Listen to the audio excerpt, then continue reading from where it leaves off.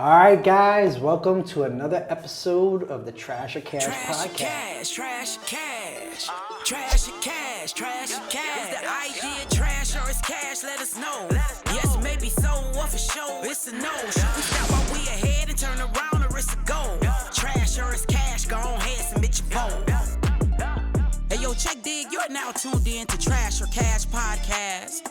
The show where the host will present a new idea and debate whether it's trash or cash. But the final decision is solely up to you, the audience.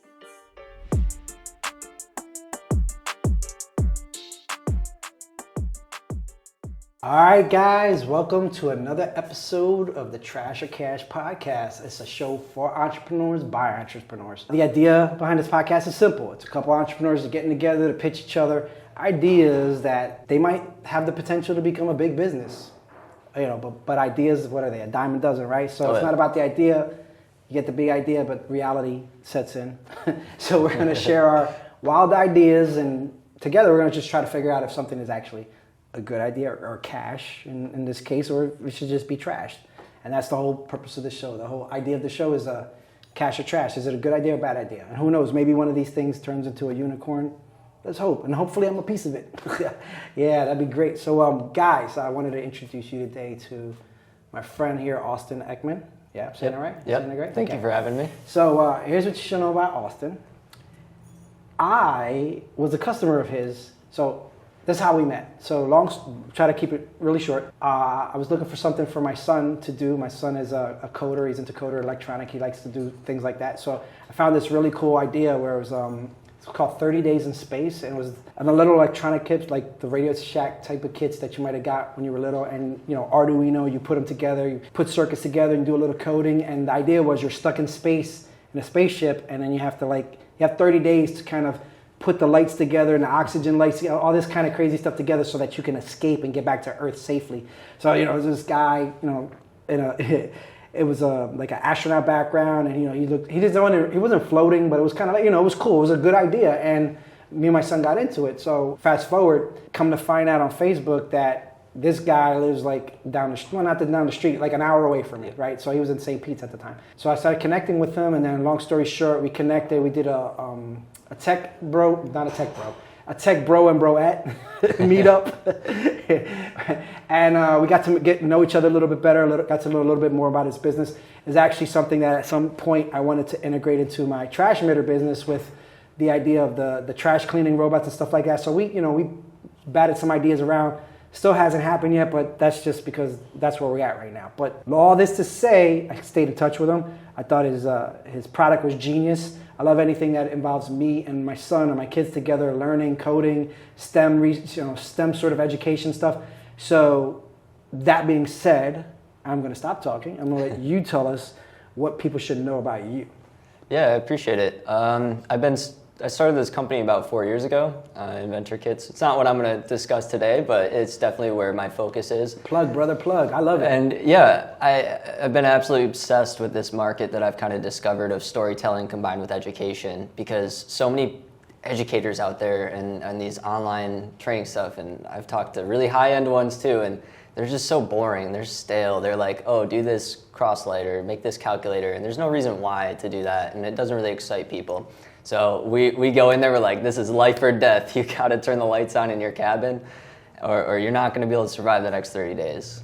So that's Adventure Kit 1. We have the second one that's in pre-orders right now. It's about to release in a few weeks, so super excited about that. It's AI taking over the world, and you have a little safe house. And this is like the next level kit, right? So it's smart home stuff, defense. It gets into IoT, kind of the more complicated stuff, motors, movement, traps, and stuff we set up. So really fun with that, but... Just write the coupon code right there on the paper. I'll hook you up, for sure. Well, I mean, look, that's kind of a mic drop in and of itself. I don't know that you get a lot of inventors in podcasts these days, because, you know, they're busy over here tinkering. Oh, yeah. You know, everybody goes after Elon, but what about all the other dudes doing crazy cool shit like this, right? So, like, I'm so glad that you came out. You know, I normally, people I'm talking to are, you know, real estate, investing.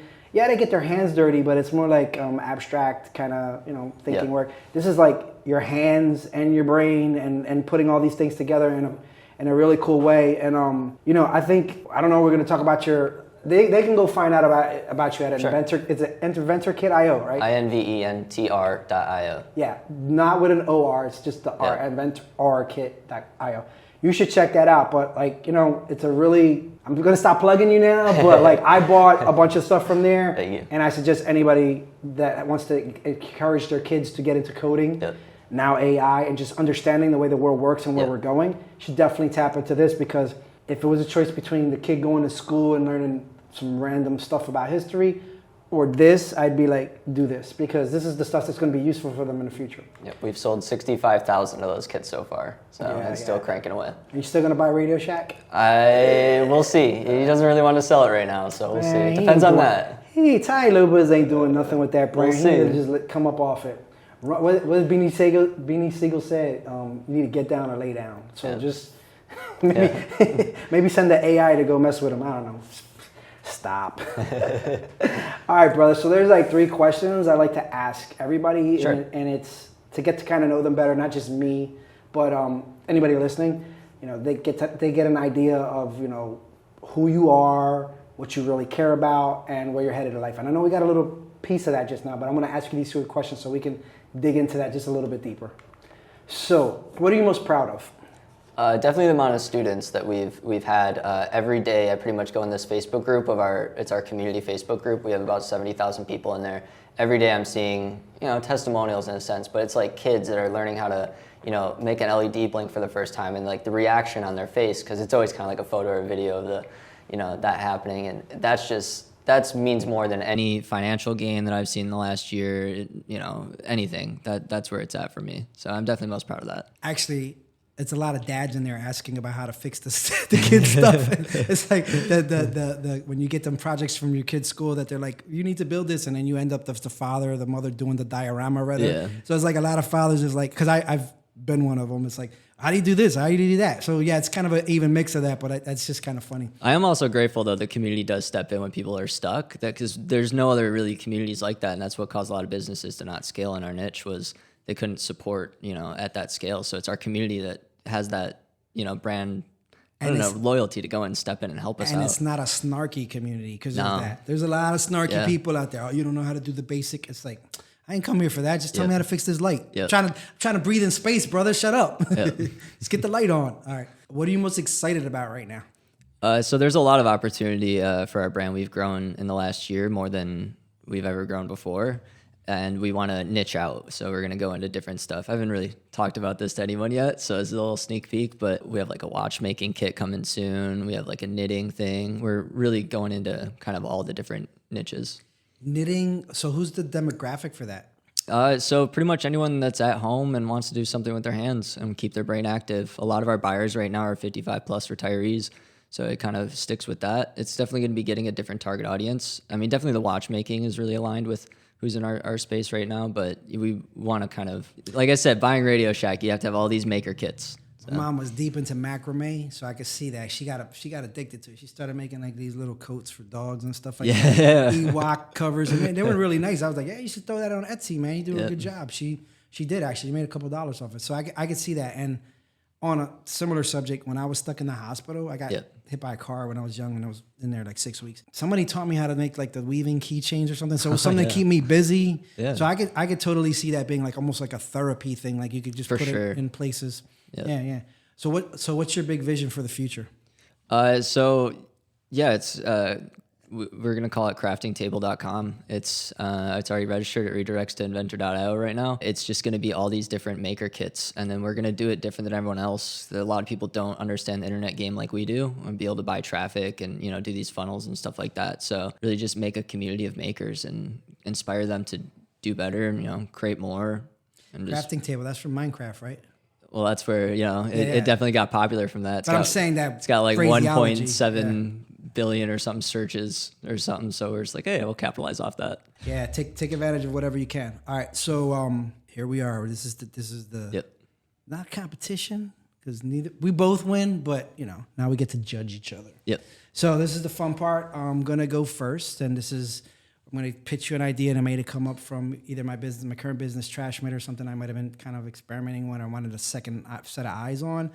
or just some random idea I had in my head at some point because you know we're always thinking up stuff. And Yep, that's like what you I'm just bringing to said, the table. Yeah, Yep. something that has nothing to do with what you're doing now. That's cool too. We'll just it's just to figure out if I tell it to you, if I can communicate it, pitch it right in the couple minutes that I got, and if you feel like it's an idea with real potential or a cash idea or trash idea. So Sure.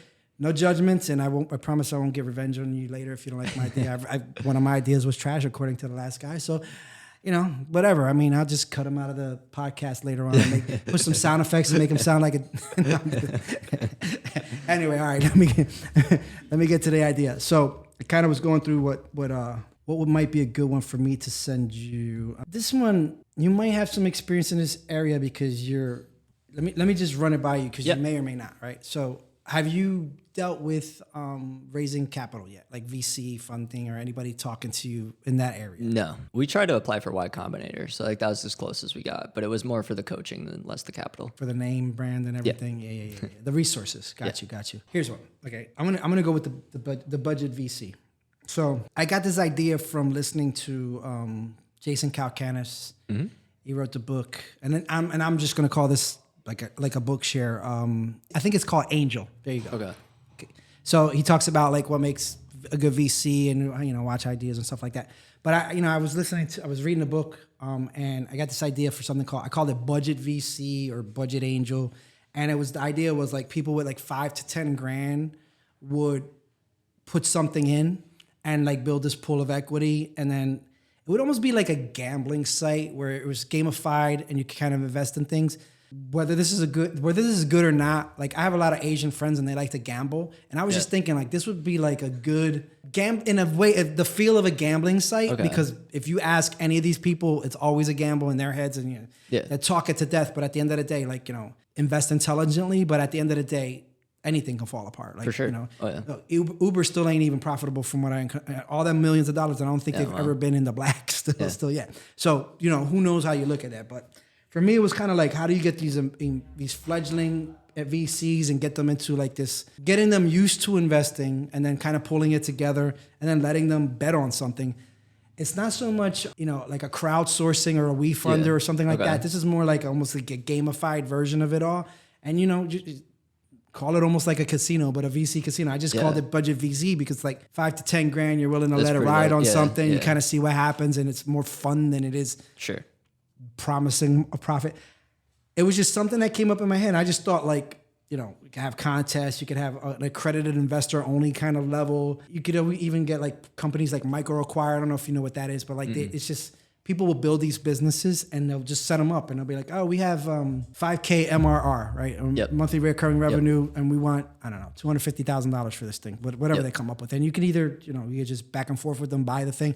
Because, sometimes it's just better to buy a company that's already up and running if you know what to do with it than it is to go and build it from scratch and, all the development costs and all that. So I just thought like budget angel, budget VC, something like that would be kind of a cool concept as an app if framed correctly with the right oversight. But based on just that idea, what do you think of that? Is it, what are you going to give me? I like it. I don't know if I'm going to show it to whatever camera. The cash. Okay, it's a cash. I like it. I mean, I to be fair, I lost like $250,000 on crypto and stuff like that, and I was definitely gambling on the small coins that would probably fall into this category if it's not like Ethereum or Bitcoin that are more stable. And NFTs as well. So it was the same kind of concept. These are startup companies. They don't have like necessarily proven revenues yet, but I threw in like 20K, 30K per project. Didn't work out, but I had a lot of fun in the time, and If I recall, you liked the gaming kind of coins, right? It was like gamification sort of. To be fair, it worked out. I had like 30K in, and it went into 250K, and then that was the top. And I was like, I should pull out. I should sell. And I didn't. Wrote it all back down, but. It is what it is, but I did like that kind of thing, and I don't see why this seems more stable than that, actually, even more. I mean, I think you could diversify it more, which is kind of the cool part. Yeah. Crypto being what it is, and even I have a crypto coin with the trash token. The utility thing, especially now with AI and things are changing. Yeah. Like, that's where that's kind of like. Is the utility ever really going to be that useful 1 year from now? Right? No like idea. Whatever the thing is. No idea. Right. So that's kind of why I dig my coin, because the utility, the mining is itself is the picking up of the trash and the cleaning up. It's the actual action that generates the coin. Yeah, exactly. Physical work. It's not this calculation shit that you can't, like you can manipulate, the market can manipulate and somebody can go and pump and dump it, whatever. Yeah, could it happen? Sure. Just like regular dollars, but Sure. a little bit stronger. Cool. I'm glad you said that because I think it has merit if it's in the right hands and again, you treat it more like a game. Yeah, it's got to be gamified correctly. Not like Robinhood where, are you going to get rich with this stocks? Because people think that that's like a steady thing and it's always going to happen. It's always going to be like, what do you call it? Rock solid. Yeah. And when has the stock market ever been that rock solid? I mean, yeah. over long term, yeah, but like these short ones. So, all right, cool. I'm glad that had some merit. So, another cash idea. I'm doing pretty good. How about you? It's your turn now, baby. You gotta hit me with Do I have a this time new limit? thing. This new thing. Yeah, you got time. I'm just making sure. All right. So essentially, at this level of my business, I like to train in my personal life. Kind of, I think of it as like a pro athlete. Now, I don't train the hours that they do, but I see myself in the business arena as kind of a pro athlete. We're doing only a few $1 million a year. We're just still getting started, but I need to have a strict, diet. I need to have a strict workout routine. And then I do this biohacking, right? But I do biohacking not on like a crazy big scale yet. Hopefully I'll get there. Right now I've got a tonal, which helps me work out. I have a smartwatch that tracks all my, health data. I got an Oura Ring that tracks all my sleep. I got a temperature controlled bed that also tracks my sleep and, regulates my temperature throughout the night. So I have all these smart gadgets that are like analyzing data on me. Like it knows my heart rate throughout the day. I can input my diet because it's a stricter diet. I can grab the data straight from the tonal, and I've essentially got data overload now. Now I don't know what to do with all that because it's just like all these numbers. I'm like, I don't really know. So there's two solutions. I could either go out and hire a personal coach, and that would cost me probably around $5,000 for what I'm looking for every month. So it's a bit higher ticket, and that person would have to take it on themselves to kind of analyze all this data and, find the right solution for me. So it's like, change your diet this way, or take these supplements, or, sleep on these hours, or set your bed to this temperature. But what I was thinking is if I could feed all this stuff just as a minimal viable product, I was going to put it all into an Excel sheet, right? And then have ChatGPT or OpenAI in some sense take that data and analyze it every single day and kind of give me a personal report about myself. And I could see my workout. It would know everything about it because the tonal it tracks all your reps. It's all the data is there.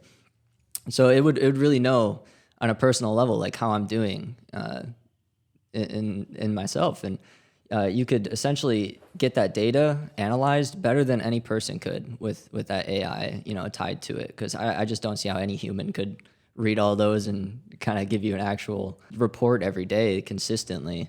And it would just be them dedicated to you. So if we use something like that AI combined with all those tracking, put it into one place, you could charge, $1,000 a month for high-level CEOs like myself, and grab all that data and actually make something useful out of it. Do like personal coaching with that. And I feel like that could be, instantly you're getting really good cash flow from the reoccurring revenue. You could, launch it with a pretty easy minimal viable product because a lot of people have all that data already. And if not, give them, say like, hey, when you sign up, we're going to send you an Oura Ring and a smartwatch, and they'll at least get started with on the data tracking. So yeah, that was just kind of the idea, and could do a whole reoccurring revenue off of it. And nothing exists yet like this? Not that I've found, but I would love if it did because I would pay for it. So I'm gonna call this a cash idea, right? Because I was writing some things down right now. So the idea of using AI to be your personal trainer. Sure. What do you call this? I have a good name for it. I don't have a name for it. I call this Founder Forge. Yeah, that's like it's pretty much on. Right. Yeah. Like I just in my head, I'm like, okay, yeah, this is built for founders and high level, executives, and they're the ones that can afford this stuff, right? So, and they, that they need to operate at that level, like you said, having all this information, but what do I do with it? Yeah, it's just that's data the overload. hardest part. Yeah. So putting that together and then suggesting things, and then I also see, first of all, that $1,000 a month, great, and then it's SaaS, so it can scale easy. Now, do you incorporate blood work, DNA, any of that other stuff? I mean, that would be perfect if you did like a blood report every quarter, even, or like, I mean, that's kind of frequent, that's like but that's elite, pretty that good. gets into the elite athlete, but I mean, that's kind of what you said biohacking. So yeah, and I also see. I'm sure the more data you can give it, the better it's going to perform. Yeah, if you got to optimize. I also see that as a way of like keeping track of how the supplements and the other things you might take are, if they're actually working or not, if you got like good blood perfusion. Curious as to the HIPAA potential things that might get triggered with that. So like where's the borderline in that? And you can't give a doctor's recommendation on anything, right? It's got to be like, this is like, you got to probably sign some kind of form. It's like, hey, you're this is the risk you're taking because this stuff is experimental. Yeah. It's all cutting edge. It's like, hey, if you're going to get stuff from Canada and it's not FDA approved, that's on you, blah, blah, blah. But here's what we suggest. This is what we found out. So even selling supplements and stuff outside of that, and then having levels of it, like starter level, get you to a certain point, and then it's like, okay, do you want to advance from there? Yep. Here's what we suggest, and giving them a path to go. Yeah, that could be pretty dope because you're just using the AI to be your personal coach, and it's gonna, it obviously has to make sense to you for you to continue down the path, right? Because that's one of the things about personal coaches, like you have them and they're like, are you doing all the things? Yeah, I'm doing all the things. Why do I still feel shitty? Well, we got to go do this and that and the other thing. It's like this thing would be like, how do you feel? Blah, blah, blah. Okay, let's check your levels. Boom, boom, boom. Yeah, give you like a 5-minute survey too every day. I could even see fill it out in the morning. A way that corporations wellness programs. Yeah. Right? So it's like the high level executives, and they have yoga and they have all these other things. But like, okay, if you're a high level executive and you take this, like maybe your salary's up. Like straight up. just, like, think about it. Because if they perform 1% better, that could be. I don't know. I don't know if it could be a unicorn because there's not that many high level people in the world. But I think if you did find a way to incorporate this into wellness programs for corporations, that could be unicorn because they're more invested in making their people super happy and super healthy so that they work better. Yeah. So I think that definitely has some oomph in it. So that's a cash idea to me all day. The goal is just make the high level performers 1% better. Like it doesn't need to be it will probably be a big shift in their lives, but even 1% pays for itself right there. But if you make the low level performers 10% better, there you go. They're a better worker. Yep. Or happier worker. Could be that. Could be like, oh, dude, you just need to drink more Celsius like we are. We should listen. If you know anybody on Celsius, we're living off this stuff. Straight up, they need to sponsor us because that's what's in our cups. That's what got me going through this whole podcast. Celsius is the truth, y'all. All right, so how'd you feel about that? That's pretty good, right? That's pretty fun to do. Yeah, good. Yeah. That's all we strive for here. Ideas, suss them out. Maybe I just was the inspiration for you to go to drop some coin into this bad boy now. You thinking about it now. I think I'm going to build a minimal vibe product for sure. I don't know if I'm going to, I don't know. We'll see. But see, that's cool though, because if we have, like, let's say a year from now, we talk again, you tell me, yo, I built that thing. To me, I'm happy because I'm like, because it might have just been that one little push or one from somebody that like, your inner circle of friends are always, maybe they're always yes men. Yep. Oh yeah, everything you say is great. And you're like, let me go talk to somebody who's probably going to rip this thing apart. And I don't know if I'm that guy, but I'm just saying like sometimes it just takes that random person in the street to just say, yeah, that's a good idea. And you go do it. So, and if somebody runs with it that hears this, let me know because I'll pay for it. Look at that. So you got your first 1 or 2 customers here. I mean, I'll sponsor it. You can sponsor us because I'm gonna definitely need that. Keep that energy. All right. So I'm getting to wrap this thing up. Like, is there any books, resources, podcasts you would suggest for budding entrepreneurs? Either maybe something that helped you get to with this this endeavor, like specifically. Well, what broke the whole game for me was .com Secrets by Russell Brunson. So I'm not going to condone ClickFunnels. I don't really like their software, but the training that they sell is just top tier for like learning marketing, and it's great for beginners. So I learned funnels. I learned how to do all the fun marketing stuff, and that really changed the game for me and actually enabled me to make money doing this stuff. So I would say if you haven't read that book yet and you do anything that makes money online, read that book. Traffic Secrets. There's 4 of them now or 3? Yeah, .com Secrets, Traffic Secrets, and Expert Secrets, I think are the 3. Yeah, I think I have all 3 of those. But definitely. In fact, now that you mention it, the idea for this particular podcast and where I wanted to go, he laid it out kind of in, was it Traffic Secrets? On how it's kind of like segmented up a certain way so that you could use it for multiple different formats. Yeah. So you know, I'm work with what I got right now, but like the idea of being more of a variety show versus just like 1-2 people talking thing or just one video thing. It's like, how many ways can we chop this up? So in the future, I would like there to be like, between me and you, like, okay, you know, Roscoe brings in the music, right? He chop it in, and then maybe there's the meme of the week, and we talk about something that went viral and why and what we think about it. And, you know, there's kind of like David Letterman or one of these shows where it warms up the crowd, and then we get deep into this where it's interview style, and then finish up with something. Maybe there's an entertainment or something like that. Like, to me, that's the future of what we're doing here, if we can make it happen. But, you know, Pretty gnarly. I'll just be the guy to start it off and see where it goes, right? And hopefully somebody actually takes it all the way through. But like, that definitely a good book. For me, I don't know what kind of thinker you are, Sure. but I'm sure you may have heard of this book, The Alchemist. Yep. So my son, who's out there somewhere, I used to read him that as a bedtime story. Like, cause it's so good. Like, it's just, you know, it's mindset and it's adventure, but it's also, you know, going for your dreams and the way the world works and like just having faith and hope in things, right? And then going down a path, right?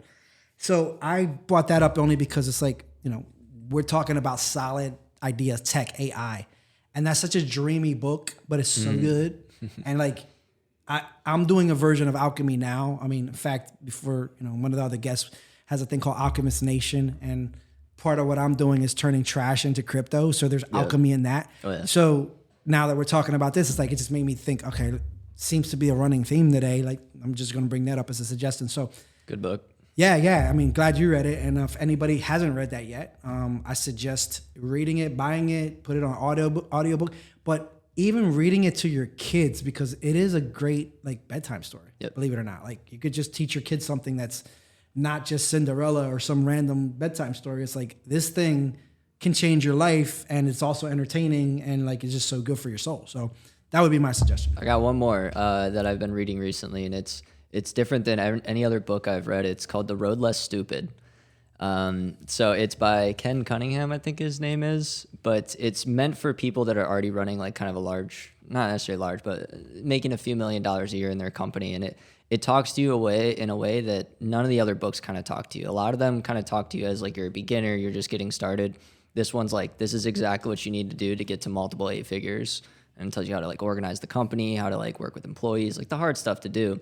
And he just takes a lot of the tough stuff out of it. And one of the best quotes in there is, the closest thing to hell on earth is meeting the man you could have become. So that reminds me, it's something it was a trigger for me. The memory of, like, you know, when they say you're not living up to your potential. Yeah. Well, what does that mean, right? Like, what do you mean? I could have potentially made more money. I could have potentially had more stuff. What is the potential you think in your head that I should have reached that is valuable to me? True.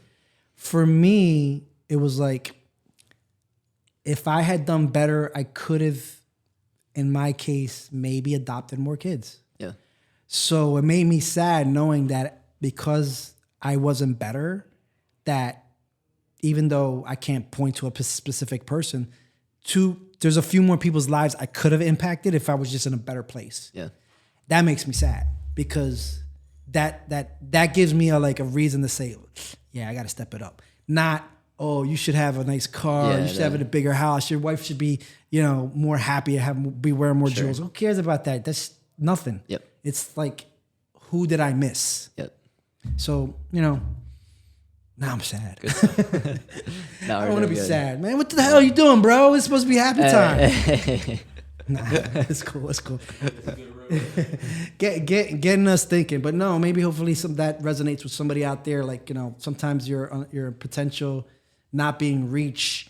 There's people out there that will never see, anything like success, life, a different life, whatever. The good news is, though, I've done enough of it where I can point to it and say, yeah, I made a difference to those people to keep you happy. Like, because what? You're going to slide into a depression on all the people you can't help. You can't make everybody happy. You can't help everybody. You're not Superman, and even he couldn't save everybody. Yeah. So it's kind of like, don't go down that road. And even at scale, you still have a ton of people that just hate you to hate you. Yeah, I mean, look, haters give you energy too. So, like, look at the iPhone, how much money and greatness that brings to the world. People are so that's garbage. Yeah. Damn you crazy people. You just can never satisfy everybody. Nope. But you know, that's the world we live in. But thank you. Also, I just wanted this place, right? I always want to shout out the place that we're sitting in. We're sitting in the studio, great space. It's all part of the place called the Real Freedom Collab now, and it's a bunch of entrepreneurs like us get together. And you met some of them out there in the hall, and I think cool you dug it. Like people from all walks of life that are all entrepreneurs over here, rubbing shoulders, trying to meet with each other, trying to do business with each other, and we all just kind of came together in one building and made a membership. Kind of like a WeWork, but like mostly entrepreneurs. And, here it's like real estate, crypto, tech, some couple other things. But, just the idea of like the entrepreneurship's lonely. And the more people that you can, there's only so many meetings you can go to. So only so many Zooms you can go to. Only so many times you can travel. But like if there was a place you can go to like kind of every day of the week and kind of instead of it just being Starbucks and random strangers and like, hey, get out of here if you're going to use our free Wi-Fi and not buy coffee, you could just post up here. There is a membership, but what the cool thing is with the membership, you got this the studio, you got meeting rooms, you got all types of people to tap into here and resources. So I mentioned that because if there's anybody out there in Tampa, because that's where we're at, that ever wants to tap into what we got going on here, you could go to the Trash or Cash podcast and find a button that says Real Freedom Club, or you could just go to realfreedomclub.com right now. You kind of see what we're up to here. And if you have any questions about it, you want to kind of join us, you could just find me on one of my socials, Jason Centeno. You can look me up, and that's at the Dad Next Door, because I kind of like the Millionaire Next Door. I just kind of like that tag. Also, my business Trashmitter, you could find me on FBIG, whatever. And I want to like leave the people with something. How can they tell us like how they can connect with you?